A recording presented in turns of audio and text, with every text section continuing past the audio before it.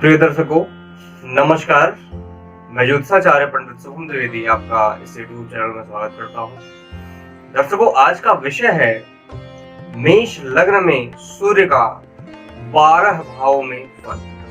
आज मैं आपको बताऊंगा कि मेष लग्न में सूर्य यदि 12 भावों में स्थित हो तो क्या फल देंगे, इसके बारे में मैं बताऊंगा। तो मेष लग्न की बात कर रहे हैं तो मेष लग्न की पहले क्वालिटी के बारे में समझ लेते हैं। मेष लग्न की विशेषता क्या है? देखिए, मेष लग्न, मेष का मतलब क्या, भेड़ से मतलब है। यानी मेष लग्न यह बताता है कि यह व्यक्ति जो है बहुत ही जुझारू होता है, गोल ओरिएंटेड होता है।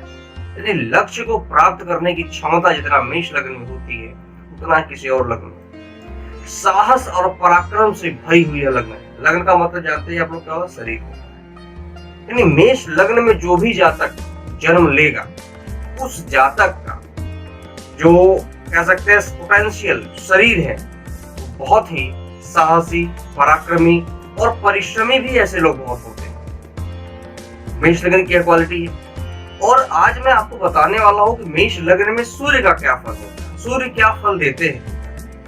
तो देखिए, कोई भी ग्रह किसी भी लग्न में वही फल देता है जो उस लग्न के भाव का स्वामी हो। जैसे सूर्य की हम बात करें तो मेष लग्न में सूर्य होते हैं पंचमेश, यानी पंचम भाव के स्वामी होंगे। तो सूर्य का जो भी प्रभाव होगा वो पंचम भाव से संबंधित ज्यादा होगा। सूर्य किसी भी भाव में विराजमान क्यों न हो, लेकिन वह फल किसका देंगे? पंचम भाव का, यानी विद्या और बुद्धि के भाव का फल देंगे। क्योंकि सूर्य क्या है? पंचमेश है। विद्या, बुद्धि, सफलता, संतान, सब कुछ किससे हम देखते हैं? पंचम भाव से देखते हैं। तो मेष लग्न में सूर्य होते हैं पंचमेश, और पंचमेश का 12 भाव में क्या फल होगा इसके बारे में मैं आज आपको बताऊंगा। देखिए, सूर्य क्या है, पहले सूर्य की विशेषता को हम समझ लेते हैं। सूर्य को प्रकाश पुंज कहा जाता है। सूर्य तेज के कारक है। जहां पर भी बैठेंगे उस भाव में, उस भाव को प्रकाशित करने का काम करते हैं। उस भाव में वृद्धि लाएंगे, तेज लाएंगे उस भाव, यानी उस भाव से संबंधित जो भी फल है उसको क्या करेंगे? बढ़ा देंगे। जैसे यदि सूर्य मेष लग्न में विराजमान, प्रथम भाव में विराजमान होंगे तो सूर्य प्रथम भाव में, यानी मेष लग्न है, मेष राशि वहां पड़ेगी, सूर्य वहां पर जब विराजमान होंगे तो उच्च राशि पर हो जाएंगे। तो लग्न में सूर्य का विराजमान होना यह बताएगा उस व्यक्ति का व्यक्तित्व एक प्रशासनिक अधिकारी की भांति होगा। सूर्य क्या है? सूर्य को सरकारी लाभ दिलाने वाला ग्रह भी कहा जाता है। यदि पंचमेश सूर्य मेष लग्न में प्रथम भाव में उच्च राशि पर विराजमान हो जाए तो ऐसे लोगों का व्यक्तित्व बहुत ही श्रेष्ठ होता है।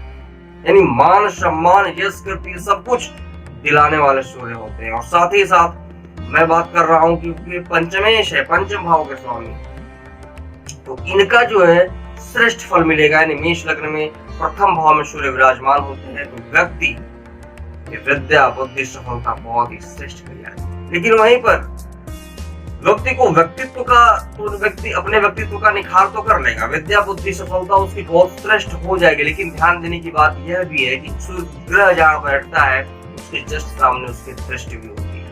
तो ग्रह जहाँ बैठता है वहां कम, जहाँ देखता है वहां पर उसका प्रभाव ज्यादा होता है। तो लग्न में सूर्य बैठे हैं तो उनकी सीधे दृष्टि पड़ेगी सप्तम भाव पर, और सप्तम भाव पर जब सूर्य दृष्टि डालेंगे तो वैवाहिक जीवन में, दाम्पत्य सुख में समस्या देंगे। क्यों? क्योंकि सूर्य की जो दृष्टि पड़ेगी वह नीच दृष्टि होगी। तुला राशि पर सूर्य देखेंगे तो कहीं न कहीं से आपके दाम्पत्य सुख को प्रभावित करेगी। तो इसका विचार करना अत्यंत आवश्यक है। बात करते हैं द्वितीय भाव की। सूर्य द्वितीय भाव में बैठेंगे तो द्वितीय भाव उनकी क्या है?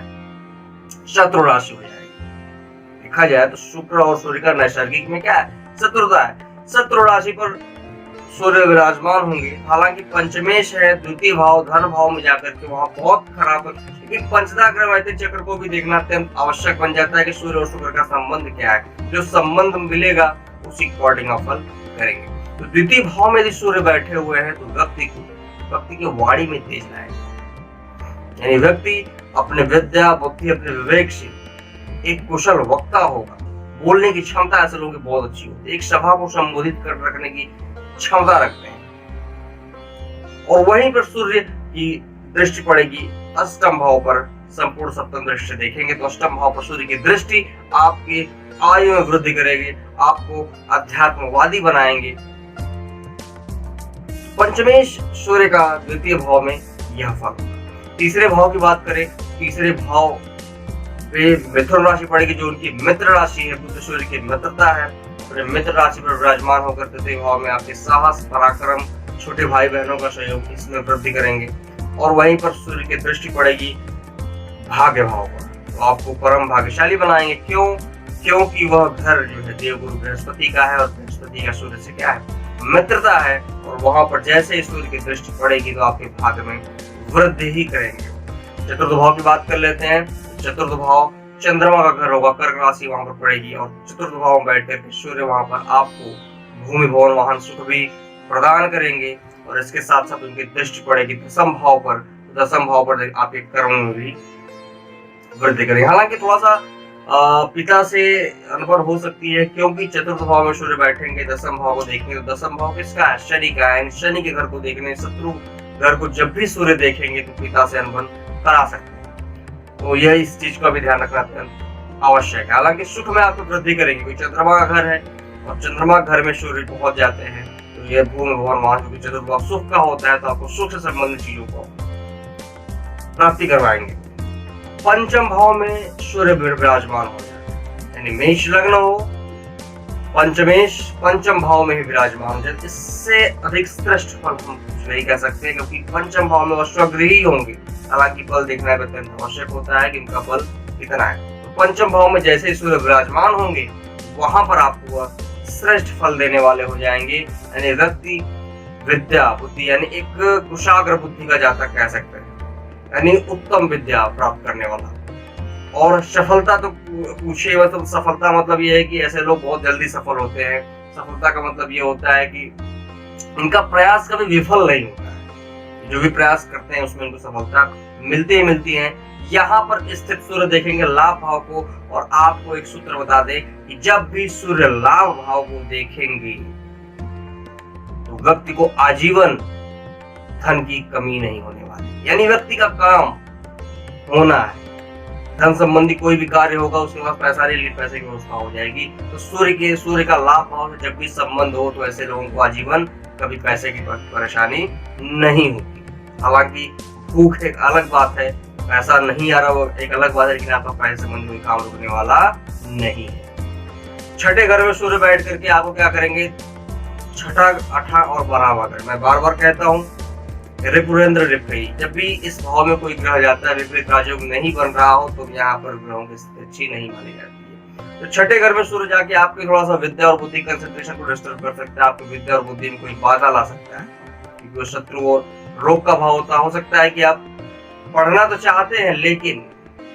आप रोग से परेशान हैं, आप पढ़ नहीं पाते, कोई ना कोई समस्या आ जाती है, तो इसके लिए सूर्य का विशेष उपाय करें। यहाँ पर सूर्य आपके देखेंगे व्यय भाव पर, तो व्यय भी आपका कराएंगे। सप्तम भाव की बात करें, सप्तम भाव नीच का सूर्य यहाँ पर विराजमान हो जाए मेष लग्न में, तो समझ लीजिए कि आप स्थिति बहुत श्रेष्ठ नहीं कह सकते हैं, क्योंकि वहां पर सप्तम भाव में तो केंद्रगत होगा, नीच का सूर्य होगा तो आपके अंदर क्या करता है, विद्या और बुद्धि को जीलस की भावना दे सकता है, क्योंकि सूर्य नीच राशि पर विराजमान होगा। तो जब भी बुद्धि भाव का स्वामी नीच राशि पर विराजमान हो जाए, केंद्र में विराजमान हो जाए, तो कहीं ना कहीं से आपकी बुद्धि में एक नीचता ला सकता है। हालांकि ये भी देखना अत्यंत आवश्यक है कि वो उसकी नीच की स्थिति कैसी, परम नीच है, या फिर कभी कभी ऐसा भी होता है कि सूर्य 10 डिग्री पे परम नीच का हो जाता है, तो पता चला 20 डिग्री का सूर्य, तो वहां पर उसका नीच का प्रभाव कम हो जाएगा, तो इसमें आपको श्रेष्ठ लाभ मिल सकता है। वहां पर स्थित सूर्य आपके दाम्पत्य सुख को भी प्रभावित करेंगे, आपके व्यापार को भी प्रभावित करेंगे, लेकिन वहीं पर उनकी संपूर्ण सप्तम दृष्टि पड़ेगी, उच्च दृष्टि पड़ेगी आपके लग्न पर, तो आपके व्यक्तित्व को श्रेष्ठ करेगी, यानी आप नेम एंड फेम कमाने वाले। तो देखिए किसी भी ग्रह का दो पहलू होता है, यानी वो एक साइड अच्छा कर रहा होता है, एक साइड बुरा कर रहा होता है। हो सकता है हमको ये जज करना होता है कि कितने % अच्छा कर रहा है और कितने % हमारा बुरा कर रहा है, यही जजमेंट करना होता है। तो यहाँ पर सूर्य आपको यह लाभ देंगे। अष्टम भाव सूर्य की बात करें तो अष्टम भाव सूर्य बैठ करके आपके विद्या और बुद्धि का ह्रास ही करेंगे। विद्या और बुद्धि में आपके विद्या कह सकते हैं कि आपकी विद्या में कुछ न कुछ बाधा हमेशा आती रहेगी, आपका पढ़ाई में मन नहीं लगेगा, आप जो है कि मार्क्स जो है आपको बहुत बढ़िया नहीं आएगा और कह सकते हैं कि आप परेशान रहेंगे हमेशा अपने एजुकेशन को लेकर, कुछ ना कुछ बाधाएं आती रहेंगी।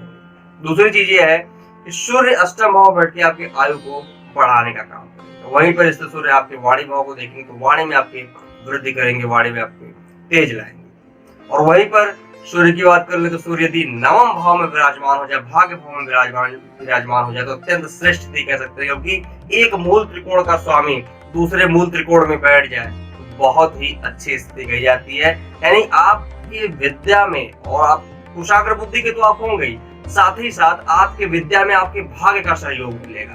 जब विद्या में भाग्य का सहयोग मिल जाए तो बहुत ही श्रेष्ठ स्थिति कही जाती है, और वहां पर स्थित सूर्य आपको परम भाग्यशाली भी बनाएंगे, आपकी विद्या में भी श्रेष्ठ रिस्पॉन्स देंगे। और सूर्य की दृष्टि पड़ेगी आपके साहस और पराक्रम भाव पर, तो वहां से भी आपको अच्छा लाभ मिलेगा। आप साहसी और पराक्रमी होंगे, छोटे भाई बहनों का भी सहयोग आपको अच्छा मिलेगा, और आपसे लाभ लेकर के वह आपके छोटे भाई बहन एक अच्छे पद को प्राप्त कर सकते हैं, सफल हो सकते हो। दसम भाव की बात करें, दसम भाव मकर राशि में सूर्य शत्रु क्षत्रिय होंगे, लेकिन हाँ एक मूल त्रिकोण का स्वामी जाकर केंद्र में विराजमान हो जाता, अच्छी स्थिति कही जाती है। तो वहां पर आपको आप एक कर्म क्षेत्र में प्रशासनिक क्षमता दे सकते हैं, आप गवर्नमेंट सेक्टर में जा सकते हैं, गवर्नमेंट जॉब कर सकते हैं, आपको सरकारी लाभ प्राप्त हो सकता है। यानी आपका जो कर्म है वो गवर्नमेंट फील्ड में आपको मिल सकता है। कभी ऐसा भी होता है व्यक्ति गवर्नमेंट फील्ड में जॉब न भी करे, लेकिन उसको गवर्नमेंट टेंडर मिल जाते हैं, लेकिन सरकार से कहीं ना कहीं से वो लाभ प्राप्त कर रहा होता है। तो सूर्य की स्थिति यहाँ पर श्रेष्ठ मानी जाती है, और वहीं से आपके सुख भाव को देखेंगे। सुख भाव चंद्रमा करे तो आपके सुख में भी आपकी वृद्धि ही करेंगे, गुणवान सुख की प्राप्ति आपको होगी। एकादश भाव की बात कर ले तो लाभ भाव में जब भी सूर्य विराजमान होंगे, तो मैंने सूत्र आपको बताया था, लाभ भाव में सूर्य बैठे या सूर्य की दृष्टि पड़े आपको लाभ होगा, किसी भी प्रकार की कमी उसमें नहीं होगी। धन संबंधी जो भी आपकी आवश्यकताएं हैं वह पूर्ण होंगी, इसमें कोई संदेह की बात नहीं है। वहां स्थित सूर्य अपने ही घर को देखेंगे, यानी पंचम भाव को ही देखेंगे, तो आपकी विद्या और बुद्धि में भी एक अच्छी सफलता देंगे। आप कुशाग्र बुद्धि के जातक होंगे, बुद्धिजीवी वर्ग में आप आएंगे, और साथ ही साथ आप सफल भी होंगे, और विद्या आपकी उच्च कोटि की विद्या आप प्राप्त करेंगे। वहीं पर सूर्य की बात कर ले, सूर्य द्वादश भाव 12वें घर में सूर्य विराजमान हो, 12वें घर में सूर्य की स्थिति बहुत अच्छी नहीं कह सकते हैं। यानी विद्या पंचमेश व्यय भाव में, विद्या और बुद्धि भाव को स्वामी कहाँ पहुंच गया, व्यय भाव पहुंच गया, तो क्या कराएगा, व्यय करा देगा। यानी आप जहां कहीं भी दिमाग अपना बुद्धि का प्रयोग करेंगे वहां पे आप क्या होगा, फेलियर हो जाएगी। यानी आपका जो भी डिसीजन मेकिंग हो बहुत अच्छा नहीं कह सकते हैं। यदि बृहस्पति की स्थिति नहीं अच्छी हो तो कह सकते हैं कि ऐसे लोगों का डिसीजन मेकिंग बहुत ही खराब होता है। यदि कोई भी निर्णय लेते हैं तो हमेशा वो असफल होता है, बहुत अच्छा फल हम नहीं कह सकते। वहां पर सूर्य आपके शत्रु रोग भाव को देखेंगे, तो वहां से आपके शत्रु रोग का नाश ही करेंगे।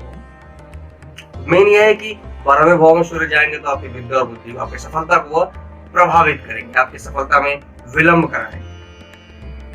तो दर्शकों, आज मैंने आपको बताया कि मेष लग्न में सूर्य का 12 भावों में क्या फल है, इसके बारे में मैंने आज आपको बताया। उम्मीद करता हूं कि आपको समझ आया होगा कि सूर्य क्या क्या फल देते हैं मेष लग्न में। यदि आप भी जानना गया, यदि आप मेष लग्न के हैं, तो आप यदि आप अपने सूर्य की स्थिति को जानना चाहते हैं तो आप अपनी कुंडली की एनालिसिस करा सकते हैं हमारे कॉन्टेक्ट नंबर से। हमारा कॉन्टेक्ट नंबर 7007137352, इस पर आप संपर्क कर सकते हैं और अपनी कुंडली की एनालिसिस करा के सूर्य की स्थिति को जान सकते हैं। दर्शकों, उम्मीद करता हूँ आज की जानकारी आपको बहुत अच्छी लगी होगी। यदि अच्छी लगी है तो हमारे चैनल को सब्सक्राइब करिएगा, लाइक करिएगा और शेयर करिएगा। धन्यवाद।